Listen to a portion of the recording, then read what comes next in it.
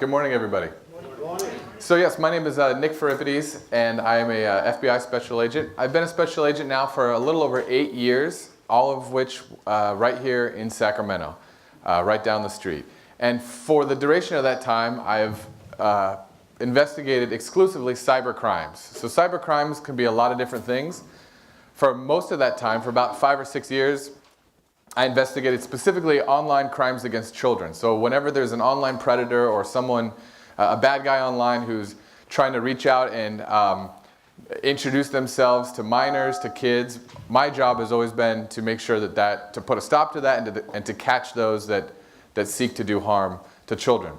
For the past couple of years, I've been focusing on what's called the dark web or the deep web, which if we have time, I'm going to do my best to make up for some time, but I'm right now investigating those that are selling drugs, weapons, and ID theft related materials, so stolen credit card information online.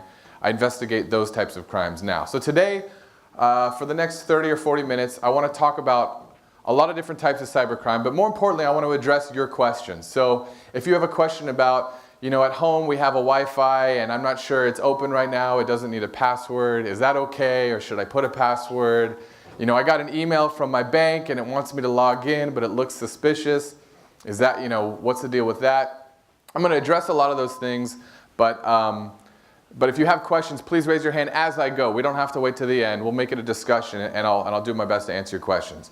So to get started, I just want to say that the internet is a great thing, but it can be a tricky place, meaning there are a lot of scammers online, and they are trying to steal your money, steal information, steal data, or maybe even victimize children. Now today I'm going to focus primarily on a presentation for adults, meaning we're going to talk about personal security for bank accounts, spam, and the like. But I also go out into schools and do specific presentations for students, for kids, how they can keep themselves safe. Because now I go into a 3rd grade class and 95% of them have a smartphone. It's at 3rd grade, and it's actually getting younger than that even. And I bet if I asked you, show of hands, how many of you know really little kids that have cell phones? Go ahead, let me see. Well, I got some kids in the back that have cell phones, yeah. And that's a great thing. Again, I'm not against technology. I love it. I grew up with technology, but the problem is if it's used incorrectly, it can become a real problem. So there's a lot of opportunity for crime online because of how easy it is now to access it and because of how smart cyber criminals can be. They are some of the smartest criminals out there. They're not your bumbling bank robber who knocks over the furniture in the bank when he's trying to take up $100 or something. These guys are very smart, very well educated, and they know computers very well. So it makes our job very challenging to go after them. So because it's a tricky place, I'm going to start by trying to trick you, okay? So I want you to take a look at the cards. I know it may be hard to see in the back, but I've got 6 playing cards up there on the board. And I want you to just pick one of them, and I want you to memorize it, okay? And what I'm going to try to do is I'm going to try to read your mind. I'm going to try to figure out the card that you're looking at, and I'm going to remove it from the others. So on the next slide, your card will disappear, okay? But the other cards will come back. All right, did it work? It did. All right, now some of you are not fooled. Some of you know exactly how I just did that, right? I can see some heads. But some of you are probably like, okay, that was a little bit weird. Something doesn't seem right. I might have been swindled. Now, the way that this trick works, excuse me, it's a little hot. All right, I'll hold it down a little bit lower. Okay, the way that this trick works, I'll go back a slide. It relies on some basic human psychology. If I tell you to focus on one card, it's difficult for you to remember all of the other cards. Okay, let's... Do you maybe not need that microphone? Don't jump Okay, I can... Is that okay for you? Yeah, I can go without it. Okay. If you guys can hear me in the back? Yeah. All right, let's do that. That'll keep things simple. Yeah, he's already got the mic for the camera. Excellent. Good, we'll keep it simple. Wonderful. All right, I'll just use my outside voice. Okay, so when I tell you to think of a card, right, you focus on one and you may not be able to remember more than one card. Well, all of the cards are in fact different. So it doesn't matter what you look at. I discard the entire deck and I bring back completely new cards. They're similar, they kind of look the same, but they're all different. So why is this relevant for internet safety? Well, if I were to send this trick to 1 million people through a spam email, all I need to do is fool 1% of that population, and now I may be able to get them to buy into my investment scheme. I may trick them into thinking that I'm some sort of oracle that can predict the future. And that can be the basis for a lot of very advanced cyber crimes and fraud schemes.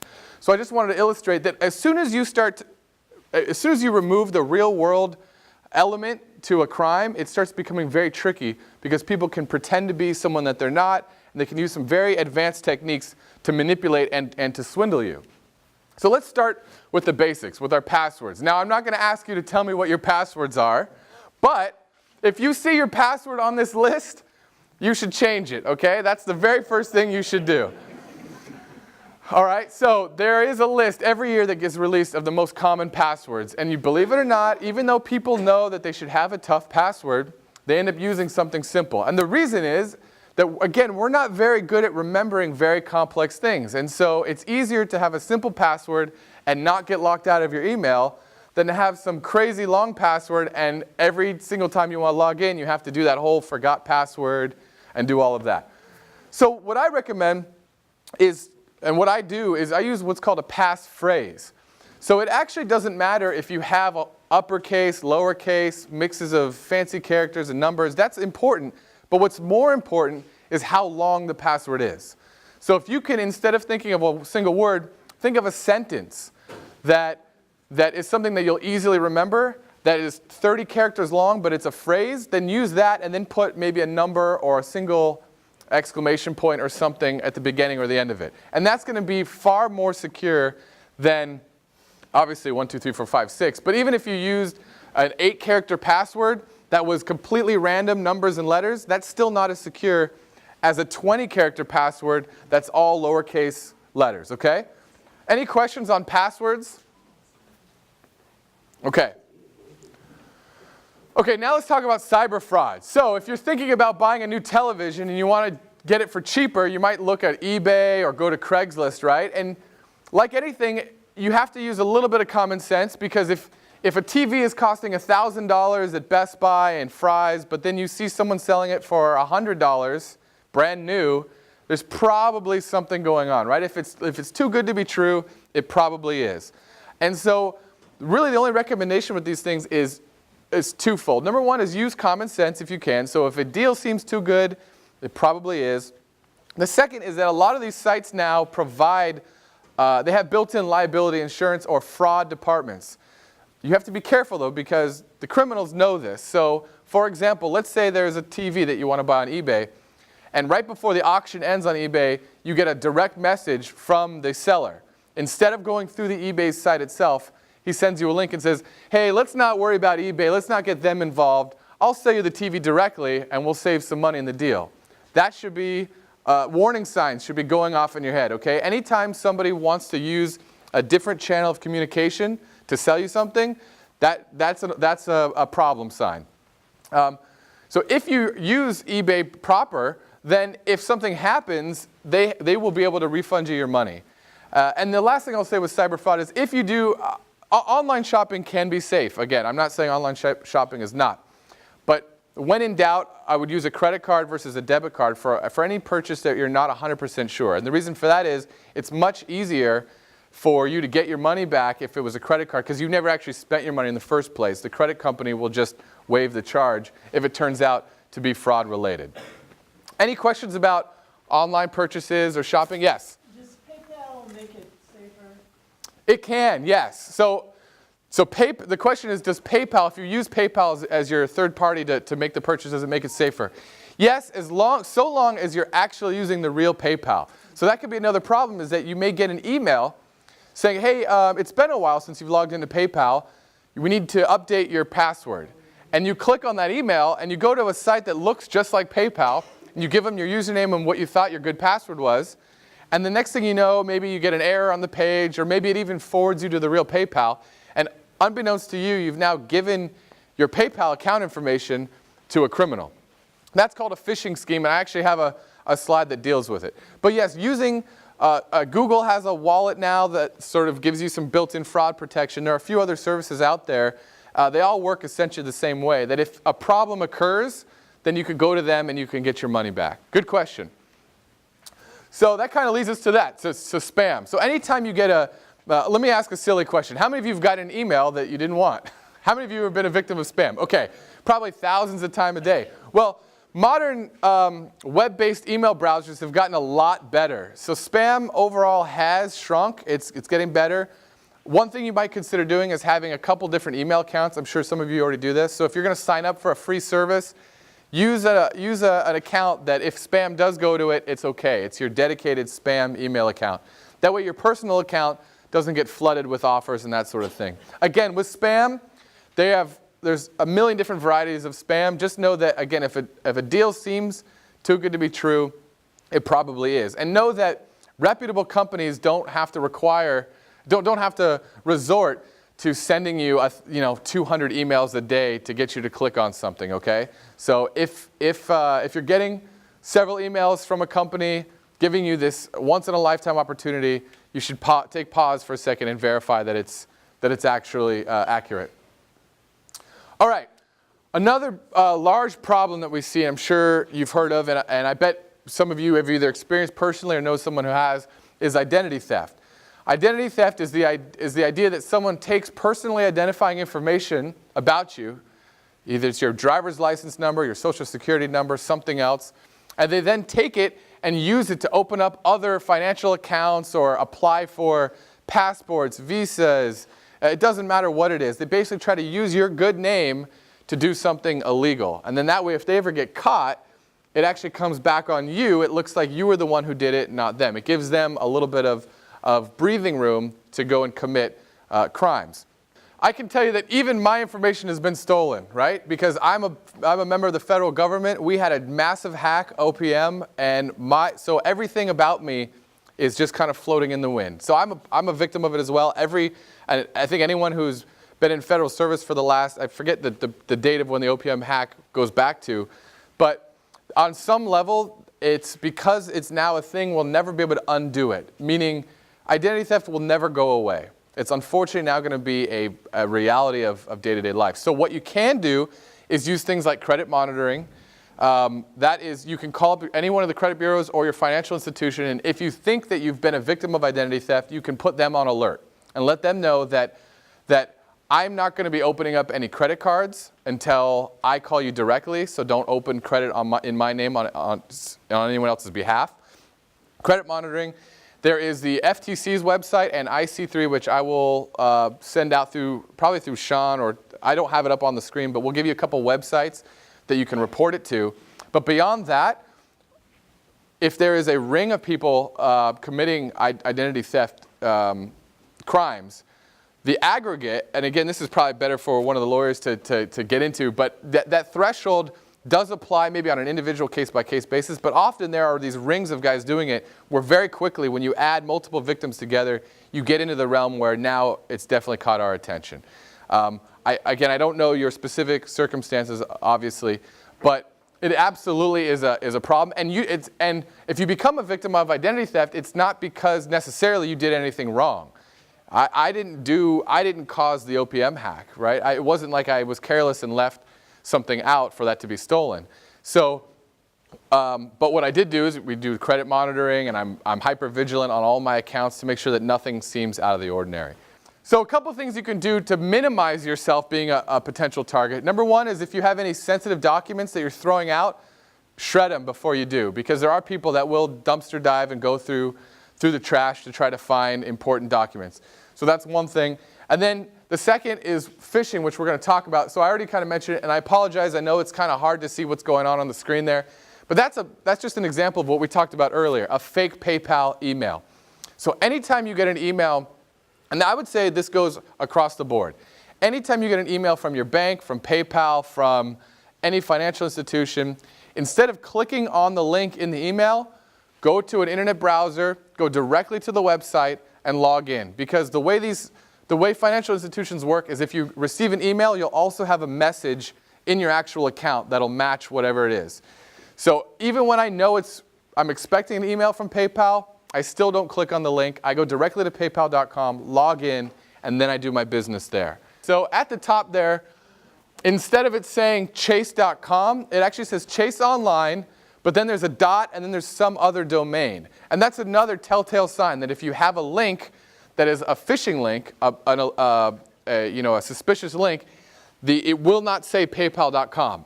You have to be careful though, because it may say paypal.com somewhere else in the URL. So in this case, it starts Chase, I know you can't read it, but it says chaseonline1.hut2.ru. RU is a Russian-based website. That's another telltale sign. A lot of these phishing type schemes come out of Eastern Europe. And so it looks just like Chase's actual site. They took all the HTML code. It's an identical copy. And the really good sites are so good that you put in your username and password, and when you click go, it sends them to the actual site, as well as a copy to some bad guy's cell phone. And then it'll forward you and log you into your actual Chase account so that you don't even see the difference. It looks like you're logging in. They get very, very tricky. But that's a good point. Verify the link at the top. So the green link will tell you that the site is secure. You kind of have to be careful though, because there are still some ways that can be faked. And without getting into all the nitty-gritty of how that might work, generally speaking, if you can verify the URL and you see that green lock, then you know that you're good to go. Again, if you're ever not sure, the best thing to do is to just type in the site directly or go off a bookmark that you've already saved as opposed to clicking the link in the email. This one is still around where the King of Nigeria sends you an email. Have any of you received an email from the King of Nigeria? Okay. And they have $10 million they're just desperately trying to give you, but in order to get you the money, you have to first send them $800. And so this is still something we get calls daily into our office about people that have fallen for it. So again, if it's too good to be true, it probably is. And anytime you're receiving a call where someone is trying to give you a large amount of money for no other reason than they have your number, be cautious of it. We work with the Internet Crime Complaint Center, is a clearinghouse. It's ic3.gov. That's where we'll refer people when they get these sorts of attempted scams. And what they do is they pull in all of the leads from people who are receiving those types of solicitations. And then from there, based on what they can determine, they may they'll then send leads to those specific field offices or areas of the world. It's not always from Nigeria, right? So sometimes these scams come from here in the United States, and what ends up happening is a site like IC3 collects these tips from the public, and they start to form a pattern. And they see that, oh, this suburban area in Detroit, this IP address that comes back to Detroit has been sending out thousands of spam emails trying to get people to do this. So then they'll focus their attention on that area. There's a lot of research that goes into spam protection and prevention. Marking it spam, which will tell your personal email provider that next time this comes to just throw it away, that's fine. If it's something particularly bad, and what I mean by that is, like, let's say it starts messing up your computer. So you open the email, and next thing you know, you've got pop-ups, and it seems like there's a virus or something. You can go to ic3.gov and give details about that email, and that would be good. But for just general spam that you can just click past, mark it as spam, and you'll be okay. Let's talk about social engineering. I just want to touch on this. So this is, again, social engineering is not a specific crime. It's a way that a criminal can trick you. So people can be social engineered a lot of different ways. The most common way is, again, a cold call. Someone calls you on the phone. They say, hi, my name is Mr. Smith. I'm with Chase Financial Bank. I see here that your social security number is 123456778. That way, you think that they're verifying your identity. When in fact, it's very easy to, again, if you're a victim of identity theft, social security numbers are easily bought and sold online. Even though they're supposed to be secret, in many cases they're not.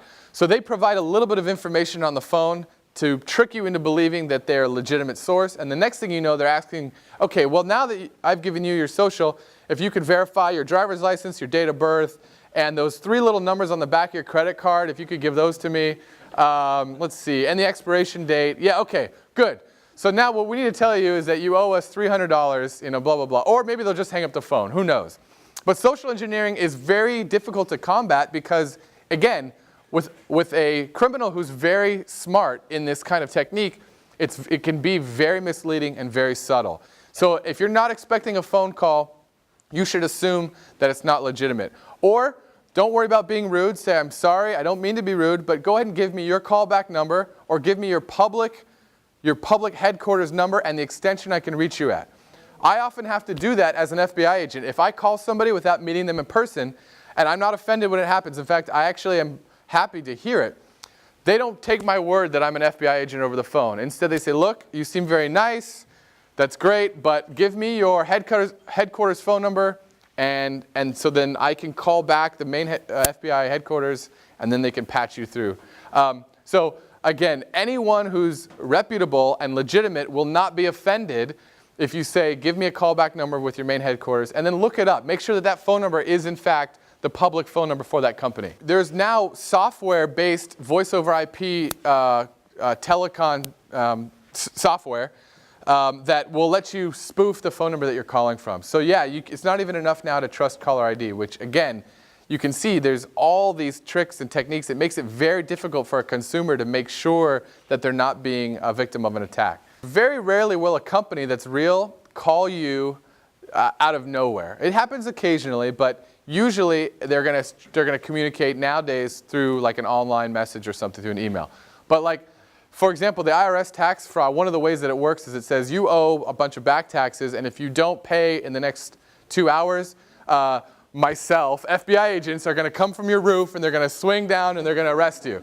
So the IRS doesn't do that. No legitimate call, IRS-based, will threaten that you pay the next day, otherwise you'll be arrested. So that's one way of looking at it. Again, with the banking, if you're not sure, which again, a very good criminal will make it very difficult to know for sure.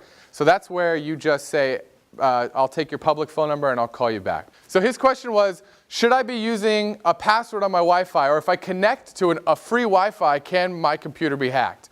And the short answer is you should never be, well, two things. Number one, if you have home internet, you should put a password on it. You should put a specific type of encryption, which is WPA2. And if you don't know what that means, I'm sure your kids do, okay? And if they don't, someone in the neighborhood can help you. Everyone here knows somebody who's a geek like I am, right? And so have them help you set it up. Make it a password that is difficult, and it is okay to write the password down if that means that you guys will be able to have one. In other words, a lot of times people take the password off because they're so frustrated that they can't get their PS4 to connect as well as their iPad, so they just do away with the password altogether. It's much more important to actually get it done right, and then write the password down and leave it somewhere in a safe place in your house. There are the pictures here are of these really fancy, they're not that fancy, but they're very accurate antennas that are used for signal theft. So it's called war driving, where somebody could have one of these antennas connected to a computer and put it in their car and literally drive around a neighborhood and just jump on the open Wi-Fi in a 1 mile radius to do whatever it is that they want to do. And this is particularly bad because let's say that they are a scammer. So they're going to send phishing emails from an internet connection that happens to point back to your own personal home. So that when the FBI goes to do an investigation to figure out, okay, which IP address were these malicious emails coming from, we now, the internet service provider provides us some information, and it appears as though it's coming from someone's house, that they had nothing to do with it in the first place. Now, if we got to the point, one of the things we check now is whether or not a house has open Wi-Fi, because we want to make sure that we have the right person. We don't want to wrongly accuse someone of something. So it's very, very important that you use a password. We actually have two and a half squads dedicated to just cyber crimes, just here in Sacramento. So we have one that deals with more national security type, spying and trade theft secrets. We also have a criminal cyber squad of which I'm associated with. And so we literally have about 15 to 20 agents just here in Sacramento that's their full-time job, is to go after people that are committing these types of crimes. So that's one thing. The second is that we have partnerships and ongoing outreach with financial institutions about how to address these types of issues, about security for people when it comes to devices and their homes. So it's at least a two-pronged approach. And then the third thing we do is community outreach. So I do talks all the time at all levels. Anyone who will listen to me talk for an hour, I'm there. So for kids, because a big vector for problems in a home can be a young person with essentially a computer. And if they're not advised on these same types of things, then now they could be the one to accidentally click something to allow a hacker access to your home internet. There are certain technologies that now that they've been discovered in techniques, so like chip and pin is one that now many credit cards will have a chip embedded in them to help prevent against that attack. But the other way that the problem has been addressed is to devalue the credit card itself, meaning the liability is taken off of the consumer. It is absorbed now by the credit card institution. We all end up paying for it with increased fees anyways, unfortunately, but now you never have to sit on the phone and fight the credit card company for saying that I didn't make that purchase. Instead now, the onus is on them to have to prove that you were the one who actually did it. Again, it just has become a part of life that at some point, some of your data will be stolen. That's just, unfortunately, that's just the way it is. So instead, what can we do to be aware of it as soon as it happens and to have systems in place so that it doesn't break your bank, so that your hard-earned money doesn't actually go away? So it's good to stay with LifeLock and all of these companies? Well, so there are a lot of services out there, and they all do different things. Again, a lot of it's a personal choice. I don't personally have any of the with the OPM hack, there was some service provided and I signed up for that. But I don't have any third-party thing. But again, it really depends on, it's a personal decision on whether or not to use a third-party program. I don't like when the browser saves my passwords because it's not the website that's saving the password, it's your local computer that's saving it. And so depending on the type of site, if it was a financial site, I would not, 10 minutes? Okay. If it was a financial site, I wouldn't have my web browser save the password. That's just a personal decision. Again, the only way that really can be used to hack you would be if someone had physical access to that computer, meaning someone has broken into wherever you live or your car, stolen it, and then has been able to get onto your computer. It is amazing how Fortune 500 companies haven't even gotten cybersecurity correct, or there's mistakes, and that's because it's very difficult. Cybersecurity is an ongoing, incredibly difficult thing. And so there have been a lot of high-profile hacks where, in many cases, a lot of the right things were done, but then again, social engineering or some other flaw in that very complicated system happened. So I'd say if I had my own business, I would absolutely have some level of consideration with IT security. I think that would be a good idea. So the green lock it's a double-edged sword, but sometimes there are some legitimate sites that their security certificate has expired, and so that green lock actually won't be green, but that doesn't mean that it's been hacked. So again, first step would be to type in the URL for where you want to go directly yourself. Don't trust a link, because links can be manipulated to trick you. So if you type it in directly and you know that it's a site excuse me, that you go to all the time, like Chase, and you're getting a weird certificate. Now the Google Chrome browser and a lot of the new browsers are pretty good. They'll tell you why that lock is broken. If you hover over it, it'll say, everything looks good, this doesn't look like it's a phishing site, but their security certificate has expired and they haven't yet renewed it yet. And that happens time to time. So it doesn't necessarily mean that it's been hacked. How do you teach people? Okay, that is $1 million question. So her question is, for her parents, when they have a problem with their phone, they will often go to her to help her work through it, to fix it. And they don't understand that virus doesn't necessarily mean the same thing on a phone as it does on a computer. And she's looking for an answer on how to properly explain to somebody who's not as tech savvy, maybe somebody who didn't grow up with the technology, how to do something. And again, there's an entire industry on how to teach people technology. So it's pretty tricky. I would say two things. Number one, it's repetition. So just explain to them a little bit at a time that, just get the basics down. For the longest time, my parents and grandparents didn't have an email address. And then, 5 years ago, they finally got an email address and it changed their world, right? And so it just takes them a little bit of time, but eventually they come around. And then there's also a lot of really good resources online for basic internet education. So that will give you just the basics you need, and you can Google them, and you can give those links to them, and they can watch a YouTube video that breaks it down. and goes into those details. Good question. Let me hang on to that. How much time do I have? Are we up? You got 5 minutes. About 5 minutes? Okay, let me just quickly go through. I'm going to run out of time here. So let me just talk a little bit about social networking, and then I want to answer any more questions for the last 5 minutes. So let's talk about, okay, how many of you personally in this room have either a Twitter account, a Facebook, an Instagram, some sort of social networking site? You guys are on, what are you on, Instagram? All of them, everything. But you guys don't use Facebook though, right? You do? But it's mainly, okay, not Google+. All right, yeah, I threw that up there, that's a joke. Okay. So Periscope, how many of you, are you guys on Periscope? Okay, so this is what I'll say about social networking.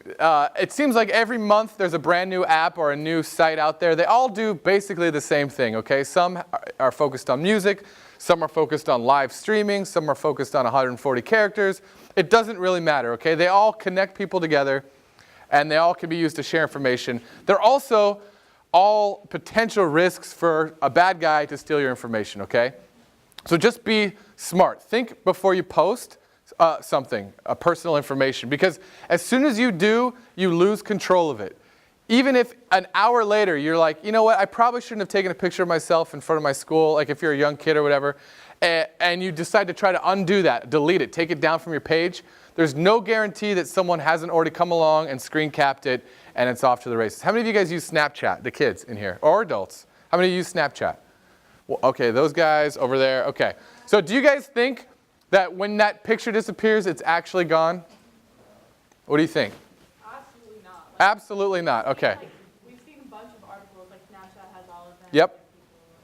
So for those of you who don't know what Snapchat is, it's basically a way you can send pictures or videos to your friends, and it has this feature where once you watch the video or the picture, it vanishes, it disappears, it self-destructs after that viewing. Well, now I think kids are educated enough to know that that's not really the case, okay? There's, at a minimum, there's like 3 copies of it alone. There's the one on the person who took the picture, there's another copy on the person who received it, and then probably Snapchat servers, and then ISPs, and a bunch of other stuff. So just keep that in mind, that the only way to make sure that that information doesn't get into the wrong hands is to never post it in the first place. So think before you're posting. All right, in summary, and then I know we only have a couple minutes left. I'll answer as many questions as we have until we got to wrap it up. In summary, passwords, keep them long and strong, and change them often if you can. Again, I would argue that it is more important to have a password that you have to write down to remember than an easy password that you can remember. And the idea there is, if somebody breaks into your home, opens a drawer, finds that password, then you've got other issues that you're going to deal with as well. You may not worry about, oh, my Facebook account was hacked or whatever. So keep it in a place hidden in your house that you feel safe about, but use a difficult password. Don't use one that can be easily guessed. We kind of glossed over the virus scan thing, but make sure your operating system is up to date. You'll often get those annoying little pop-ups in the bottom that say Windows wants to update, you have new updates.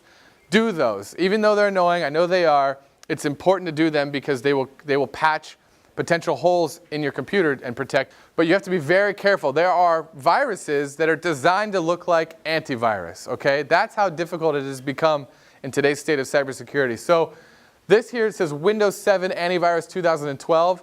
That is in fact malware. That is a virus. It gives you all these alerts. It says, click me, click me. You think you're doing the right thing, and you're in fact installing a virus. So again, if you're ever not sure, have somebody help you who knows this stuff, or go to Google, type in the name of the program exactly, and see what other people have said about it. And almost always you'll find that there's an article that says, be careful of this program. If you're getting these pop-ups, that's a good sign that you have a virus. I think 99% of computers get a virus at some point. So what I recommend for antivirus, depending on, it sort of depends. There's free versions out there. You do not have to pay $100 a year for antivirus. Microsoft Security Essentials, if you have a Windows-based computer, is free, and it's pretty good. AVG, Avast, again, I'm not for or against anyone, but what's important is that you have an antivirus, and that it's running, and that it's set to real-time protection. Because that way, if you do inadvertently download something, it'll catch it. What is the Microsoft thing? It's called Microsoft Security Essentials. It's also known as Windows Defender. So some of you may know it by that name. Okay, let me go back to my summary. Yeah, again, internet scams are usually well documented. So if you get an email, it seems too good to be true, take even a little bit of that email, go to Google, search for it, and odds are that someone else has already experienced that email and has talked about how it's a scam. Definitely put a password on your home Wi-Fi, and you want to use WPA2 and not WEP. Again, if you don't know what that means, don't worry about it. Go to the person who does know what it means and have them do it for you. And finally, parents need to be involved in a child's online life. That's an entire discussion unto itself, which I do for parents and teachers, and I go into schools and talk about online safety as it pertains to children. But just be mindful that when you give your kid a phone, sorry kids in here, you're not going to like what I'm about to say, but if you give them a phone, you're giving them a computer. So if you have rules for your home computer, those rules need to also apply to phones and iPads and stuff, because nowadays, almost everything you can do on a laptop, you can do on a phone. That's just the way it is. Okay. We got 5 minutes for questions. Can you answer the John's question?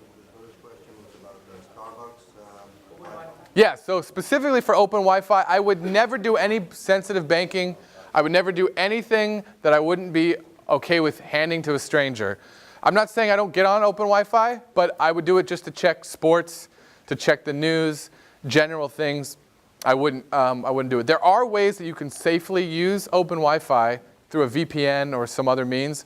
But again, if you're a typical user and you're not familiar with those techniques, open Wi-Fi is not safe. In fact, I go to conferences where they do demonstrations about cybersecurity, and there's something called there's a lot of them, but one's called Firesheep. And what it is it's a program where if I'm a bad guy, I open up the screen and I'm on Starbucks Wi-Fi, I can literally see the screen of somebody else that's on the same network as me. And everything they do, I'm just seeing mirrored on my screen, and including any passwords that they use to enter into their financial banks or anything like that. So use it for recreational stuff, but if it's sensitive, financial, stay away from public Wi-Fi.